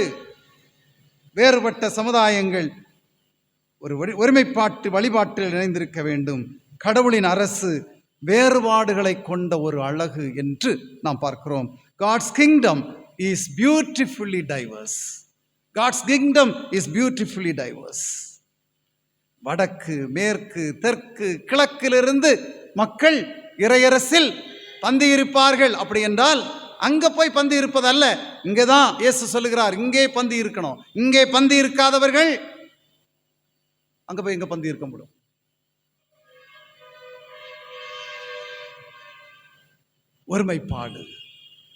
ஒருமைப்பாட்டு சமுதாயமாக வாழ அழைக்கப்படுகின்றோம். ஒருமைப்பாடு சிலுவை வடிவமானது. Reconciliation is cross shaped. ஒருமைப்பாடு சிலுவை வடிவமானது. இயேசு சிலுவையில் தானே துன்புற்று பகையை அழித்தார், இருதிறத்தாரையும் ஒன்றாக்கினார். எபேசியர் 2:16 அவர் பகையை அழித்து இருதிறத்தாரை ஒன்றாக்கினார் என்பதை நாம் பார்க்கிறோம். சிலுவை என்பது அது ஒப்புரவின் அடையாளம். இன்று சிலுவையை எதற்காக நாம் பயன்படுத்துகிறோம்? பல இடங்களை நான் செல்லும் போது அநேக கல்லூரிகளை நான் பார்க்கிறேன். ஹோலி கிராஸ், புனித சிலுவை கல்லூரி, புனித சிலுவை மருத்துவமனை. ஒரு முறை ஒரு பேராயரும், ரொம்ப வருஷத்துக்கு முன்னால், இப்போ இல்லை, ஒரு கிறிஸ்தவரும் ரயிலில் பயணம் செய்து கொண்டிருந்தார்களாம். அப்போது அந்த பேராயர் ஒரு தங்க நிறத்தில் ஒரு பெரிய சிலுவை அணிந்திருந்தாராம். அப்போது அந்த கிறிஸ்தவர் அந்த பேராயரை பார்த்து, இது தங்கத்தினால் ஆனதா என்று கேட்டாராம். இல்லை, இது தங்கத்தினால் ஆனது. அப்படி என்றால் ரொம்ப வெயிட்டா இருக்குமே என்று கேட்டாராம். இல்லை, இது உள்ள எம்டியா தான் இருக்கு, வெளியே தான் தங்க முலாம் பூச பெற்றது.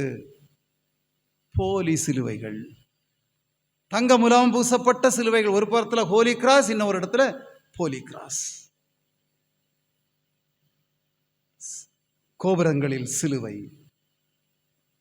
திருமேடைகளில் சிலுவை, நம்முடைய ஆடைகளில் சிலுவை, அணிகலன்களில் சிலுவை. எதை காட்டுகிறது? பகையாக நின்ற பிரிவினையாகிய நடுச்சுவரை தகர்க்கும் சிலுவை. எனவே இந்த லெந்து காலத்தில் சிலுவையை பற்றி சிந்திக்கும் போது அந்த ஒப்புரவாகுதலின், சிலுவையின் வழியாக வந்த அந்த ஒப்புரவாகுதலின் அனுபவத்தை பெற்றுக்கொள்ள நாம் அழைக்கப்படுகின்றோம். திருவிருந்திலே நாம் முழங்காற்படியிட்டு நிற்கும்போது, கைகளை ஏந்தி நிற்கும்போது, திருமேடையில் ஆண்டவருக்கு முன்பதாக நாம் அனைவரும் கையேந்துபவர்கள், கையேந்தி நிற்பவர்கள். இறைவனிடம் கையேந்தி நிற்கிறவர்கள். அப்படி என்றால் நாம் அனைவரும் கையேந்தி நிற்கும் போது நாம் பெற்றுக்கொள்ளுகின்ற சிந்தனை, நாம் அனைவரும் சமநிலையினர். We are equals before God. அனைவரும் கையேந்தி நிற்பவர்கள். அந்த சிந்தனையை நாம் பெற்றுக்கொள்ள வேண்டும். திருவிருந்திலே நாம் அந்த கடவுளுடைய உடலையும் அந்த இரத்தத்தையும் நாம் பெற்றுக்கொள்ளும் போது அந்த சிலுவையில் பகையை கொன்ற அந்த அனுபவத்தை திருவிருந்து சமுதாயமாக நாம் பெற்றுக்கொள்ள நாம் அழைக்கப்படுகின்றோம். பகையை சிலுவையிலே அவர் கொன்று போட்டார். He killed the hostility on the cross. இறைவனிடம் கையேந்துவோம். இறைவனிடம் கையேந்துங்கள். அவர் இல்லை என்று சொல்வதில்லை. அவர் பொக்கிஷங்களை மூடுவதில்லை. அப்படி இறைவனிடம் கையேந்தி நிற்கும் போது நாம் அனைவரும் சமநிலையினர். அந்த ஒருமைப்பாடு இயேசு சொல்லுகிறார், நாம் ஒன்றாயிருப்பதைப் போல இந்த மக்கள் எல்லாரும் ஒன்றாயிருக்க வேண்டும். பிதா, குமாரன், தூய ஆவியாராகிய மூவரு கடவுளாகிய நாங்கள் ஒன்றாயிருப்பதைப் போல இவர்கள் எல்லாரும் ஒன்றாயிருக்க வேண்டும். இணைந்து இருக்கின்ற ஒரு திருச்சபை. தாய்வான் நாட்டு இறையியலாளர் கொசுகே கோயாமா என்பவர் 3 கைகளை பற்றிய ஒரு உருவகம் சொல்லுகிறார். A metaphor of 3 hands.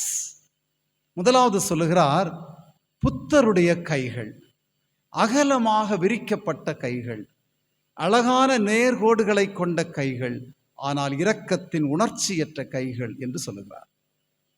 அந்த நாட்டு சூழலிலே சொல்லுகிறார். தைவான் நாட்டு சூழல், ஜப்பான் நாட்டை சார்ந்தவர். இரண்டாவதாக சொல்லுகிறார், மார்க்சிய தலைவர் லெனினுடைய கைகள், இறுக்கமாக மூடப்பட்ட கைகள். ஒரு குத்து சண்டை போடுகிறவர் இறுக்கமாக மூடி வைத்திருப்பதை போன்று இறுக்கமாக மூடப்பட்ட கைகள். புத்தருடைய பகைமையின் கைகள் என்று சொல்லுகிறார். புத்தருடைய கைகள் அகலமாக விரிக்கப்பட்ட கைகள், அழகான நேர்கோடுகளை கொண்ட கைகள், ஆனால் இரக்கத்தின் உணர்ச்சியற்ற கைகள். லெனினுடைய கைகள் இறுக்கமாக மூடப்பட்ட கைகள், பகைமையின் கைகள், வைராக்கியத்தின் கைகள். மூன்றாவதாக சொல்லுகிறார், சிலுவையிலே ஆண்டவராகிய இயேசுவின் கைகள் அகலமாக விரிக்கப்படவும் இல்லை, இறுக்கமாக மூடப்படவும் இல்லை, அனைவரையும் ஏற்றுக்கொள்ளுகின்ற கைகள். அனைவரையும் ஏற்றுக்கொள்ளுகின்ற கைகளோடு ஆண்டவர் சிலுவையிலிருந்து நம்மை அழைக்கின்றார். பகையை சிலுவையிலே கொன்ற அந்த ஆண்டவர் நம்மை ஒருமைப்பாட்டிற்கு நேராக அழைக்கின்றார். இந்த தவக்காலத்திலே நமக்கு இடையே, நம்முடைய குடும்பங்களுக்கு இடையே, திருச்சபையாகிய ஒரு குடும்பத்திற்கு இடையே இருக்கின்ற பிரிவினைகளை மறந்து ஒரே குடும்பமாக ஓசன்னா பாடலுக்கு நேராக நம்மை ஆயத்தப்படுத்துவோமாக. கண்களை மூடி ஆண்டவரை நோக்கி பார்ப்போம். ஆண்டவரே, தவக்காலம், மனந்திரும்புதலின் காலம், ஒருமைப்பாட்டின் காலம்.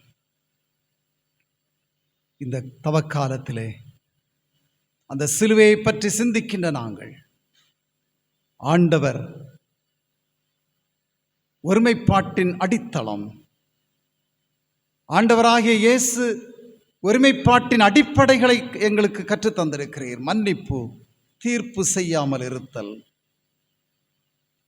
அதனுடைய பலன் ஆட்டுக்குட்டியானவருடைய சிங்காசனத்தின் முன் வெள்ளை அங்கிகளை அணிந்து கொண்டு குருத்தோலைகளை ஏந்தி நிற்கின்ற கூட்டம். ஆண்டவரே, அதுதான் ஒற்றுமையின் அனுபவம், ஒருமைப்பாட்டின் அனுபவம். சிங்காசனத்தின் முன் ஒன்றாக நிற்கின்ற கூட்டம். ஆண்டவரே, எங்களுடைய வாழ்விலும், எங்களுடைய குடும்ப வாழ்விலும், திருச்சபை சமுதாய வாழ்விலும் இருக்கின்ற முரண்பாடுகளை இந்த தவக்காலத்திலே நாங்கள் மாற்றி நாங்கள் ஒருமனப்பட்டவர்களாக ஒருமைப்பாட்டுக்கு நேராக ஒன்றிணைகின்ற அனுபவத்தை நீர் தர வேண்டும் என்று வேண்டிக் கொள்கிறோம். இந்த திருச்சபையை ஆண்டவர் கண்ணோக்கி பாரும். ஒரு அழகிய அருமையான ஒரு திருச்சபையாக, ஒரு குடும்பமாக இந்த திருச்சபையை வைத்திருப்பதற்காக நன்றி. தொடர்ந்து ஆண்டவருடைய வழி நடத்துதலை, ஆண்டவருடைய இரக்கத்தை ஒவ்வொரு குடும்பங்களும் பெற்றுக்கொள்ள நீர் உதவித்தார். இந்த நேரத்தில் உம்முடைய சமூகத்திலே வந்து உம்மை நோக்கி பார்த்து கொண்டிருக்கின்ற உம்முடைய பிள்ளைகளுடைய இதயத்தின் எண்ணங்கள், அவருடைய தேவைகள் அனைத்தையும் ஆண்டவர் அறிந்திருக்கிறீர். ஆண்டவர் அவருடைய வாழ்விலே நீர் செயலாற்ற வேண்டும் என்று வேண்டிக் கொள்கிறோம். இந்த திருச்சபை வழிநடத்தி செல்கின்ற ஆயர், அவருடைய குடும்பத்தின் பிள்ளைகள் அனைவரையும் உடைய கரத்திலே அர்ப்பணிக்கின்றோம். அவருடைய பணி இன்னும் இந்த திருச்சபைக்கு ஆசீர்வாதமாக தொடர்ந்து அமைய நீர் உதவித்தாரும். நாளைய தினம் ஆண்டவருடைய நாள், கர்த்தருடைய நாள், அதிலும் குறிப்பாக குருத்தோலை திருநாள். நாங்கள் குருத்தோலை திருநாளின் அனுபவத்திற்கு நேராக நாங்கள் மனம் திரும்புதலை தேடி ஒருமைப்பாட்டோடு ஆண்டவரோடு இணைந்து பயணம் செய்கின்ற, ஆண்டவருடைய ஊர்வலத்திலே நாங்களும் இணைந்து இருக்கின்ற ஒரு அனுபவத்திற்கு நேராக நாங்கள் கடந்து செல்ல ஆண்டவர் எங்கள் அனைவருக்கும் அருள் செய்ய வேண்டும் என்று இறை மைந்தன் இயேசு கிறிஸ்துவின் வழியாக வேண்டிக் கொள்கிறோம். அன்பு நிறைந்த கடவுளே, ஆமென்.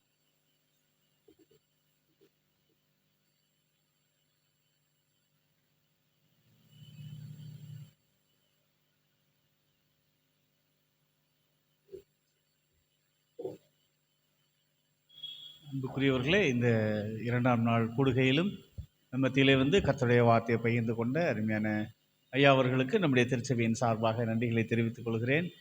இந்த காலங்கள் அவர்களுக்கு மிகுந்த பணி சுமை நிறைந்த காலங்கள். இப்பொழுதும் அவர்கள் நாளை தின பட்டமளிப்பு விழாவுக்காக ஒத்திகைகளை நிறைவு செய்து அவற்றையெல்லாம் சரிபார்த்து வருவதனால் சற்று காலதாமதம்.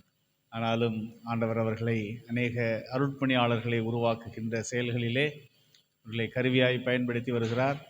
அருமையான ஐயாவுடைய துணைவியார் அவர்கள் தமிழ்நாடு இறையியல் கல்லூரியின் முதல்வராக இப்பொழுது இருந்து கொண்டிருக்கின்றார்கள்.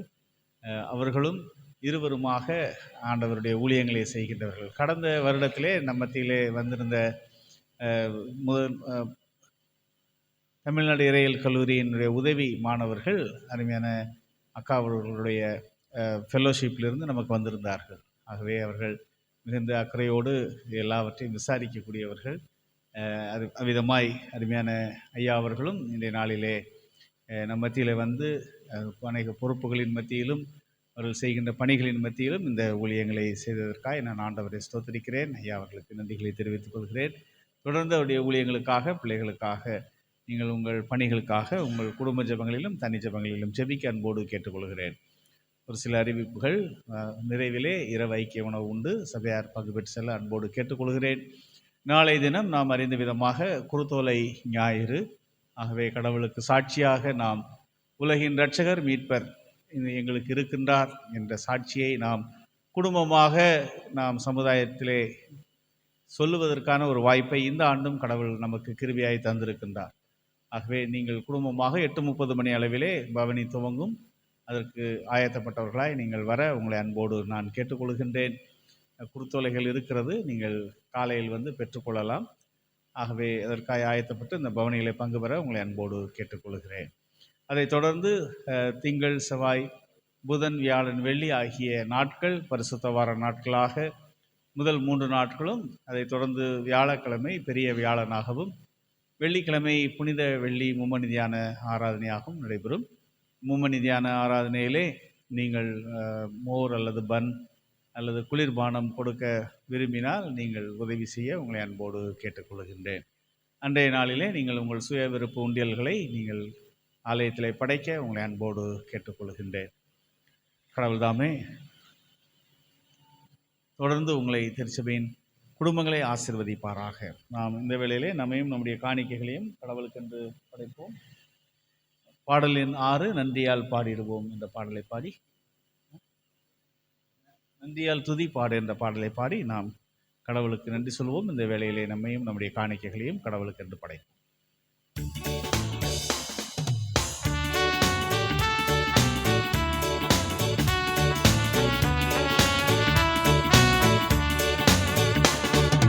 நன்றியால் துதி பாடு நம் இயேசுவை மனத்தால் என்றும் பாடு. நன்றியால் துதி பாடு நம் இயேசுவை உள்ளத்தால் என்றும் பாடு. நல்லவர், வல்லவர், போதுமானவர், வார்த்தையில் உண்மையுள்ளவர். வல்லவர், வல்லவர், போதுமானவர், வார்த்தையில் உண்மையுள்ளவர். நன்றியால் துதி பாடு நம் இயேசுவை உள்ளத்தால் என்றும் பாடு. எரிகோ மதிலும் முன்னே வந்தாலும் இயேசு உந்தன் முன்னே செல்கிறார். எரிகோ மதிலும் முன்னே வந்தாலும் இயேசு உந்தன் முன்னே செல்கிறார். கலங்கிடாதே, திகைத்திடாதே, துதியினால் இடிந்து விழும். கலங்கிடாதே, திகைத்திடாதே, துதியினால் இடிந்து விழும். நன்றியால் துதிப்பாடு, நம் இயேசுவை உள்ளத்தால் என்றும் பாடு. சூழ்ந்து கொண்டாலும் சிலுவையின் நிழல் உண்டு, செங்கடல் நம்மை சூழ்ந்து கொண்டாலும் சிலுவையின் நிழல் உண்டு. பாடிடுவோம், துதித்திடுவோம், பாதைகள் கிடைத்துவிடும். பாடிடுவோம், துதித்திடுவோம், பாதைகள் கிடைத்துவிடும்.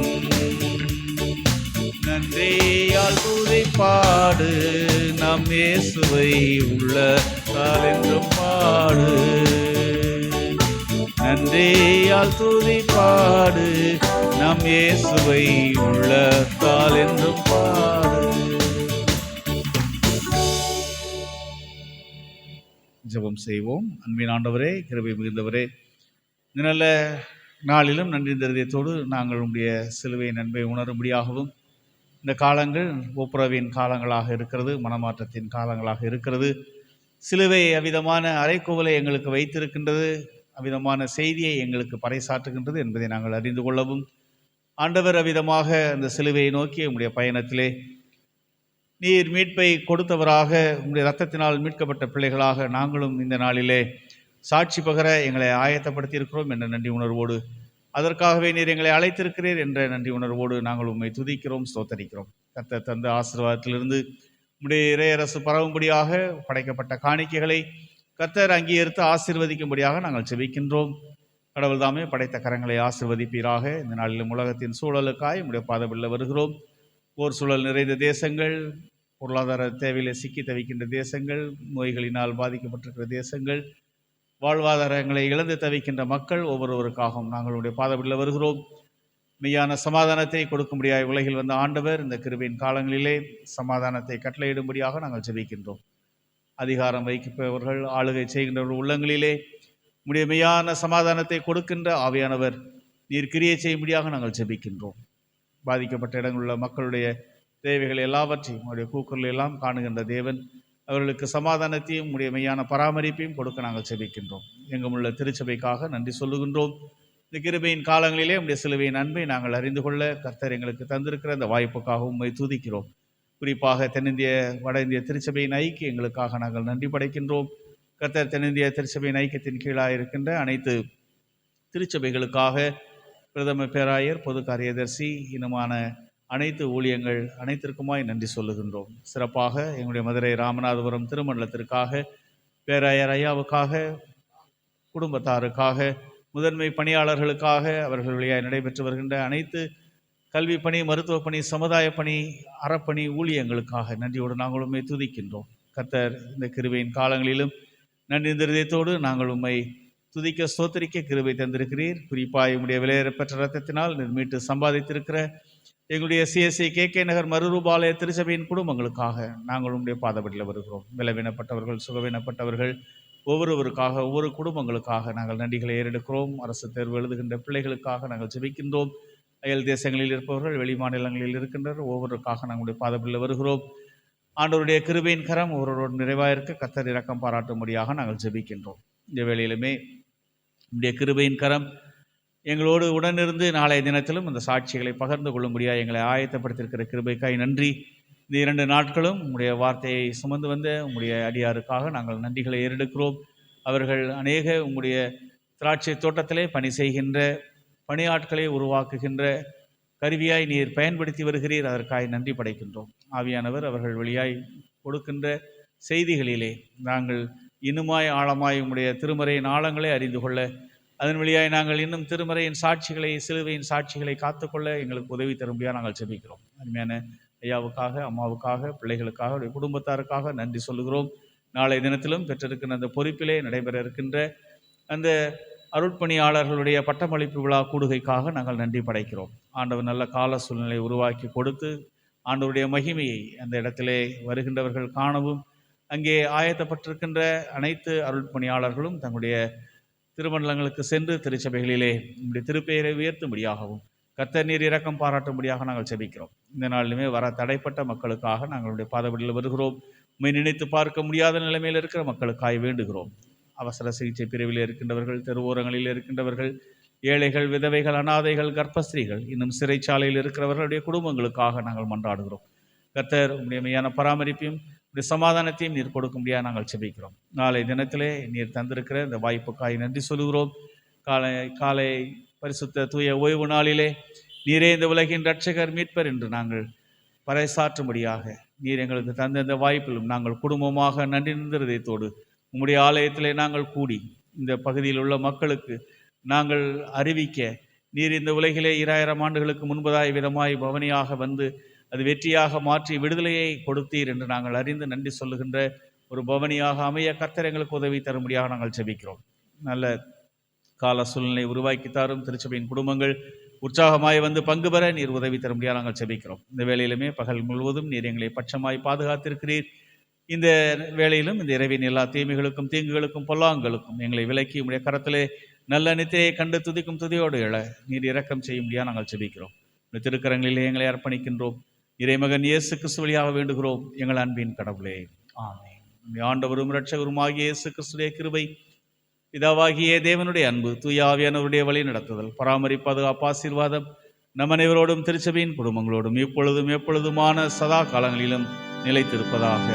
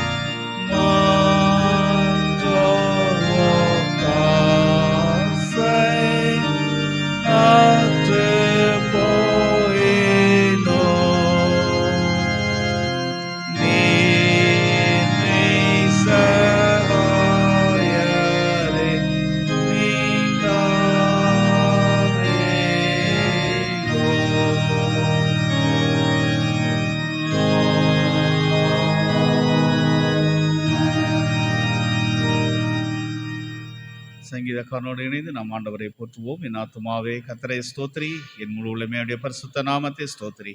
என் ஆத்துமாவே கர்த்தரை ஸ்தோத்திரி, கர்த்தர் செய்த சகல உபகாரங்களையும் மறவாதே. ஆமென். கர்த்தர் உங்களோடு இருப்பாராக. தேவ சமாதானத்தோடே போக கடவோம்.